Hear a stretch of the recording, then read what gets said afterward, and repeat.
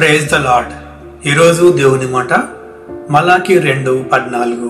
చాలా మంది విశ్వాసులు దేవుడు ఎందుకు మన ప్రార్థనలు అంగీకరించటం లేదు, అలాగే మనం చేస్తున్న దేవుని పనిని ఆయన ఎందుకు ఆశీర్వదించటం లేదు అని బాధపడుతుంటారు. ఎందుకని దేవుడు మనకు వాక్యంలో జ్ఞానం ఇవ్వటం లేదు, ఎందుకని మనం ఇతరులకు ఆశీర్వాదకరంగా ఉండటం లేదు అని నిరుత్సాహపడుతుంటారు. దేవుడు తన వాక్య భాగంలో స్పష్టంగా రాయించిన విషయం ఏమిటంటే, లోకంతో మరియు పాపముతో సహవాసం చేసే వారి కానుకలు ఆయన ఎంత మాత్రము అంగీకరించడు. ఉద్దేశపూర్వకంగా పాపం చేస్తూ వెంటనే క్షమించు ప్రభువా, నన్ను వాడుకో ప్రభువా అంటే ఆయన నిన్ను స్వీకరించడు. నీ పనిని ఎంత మాత్రము దీవించడు. దేవుడు నీ ప్రార్థన వినాలంటే నువ్వు ఆయన మాట వినాలి. నువ్వు చేసే ఆయన పని దీవించబడాలంటే ముందుగా నువ్వు పాపానికి దూరంగా బ్రతకాలి. ఆయన ఆజ్ఞలు అన్ని పాటిస్తూ ఆయనతో నిత్యము సహవాసం చేయాలి. భర్తను భార్య చిన్నచూపు చూస్తూ, భర్త భార్యను మోసం చేస్తూ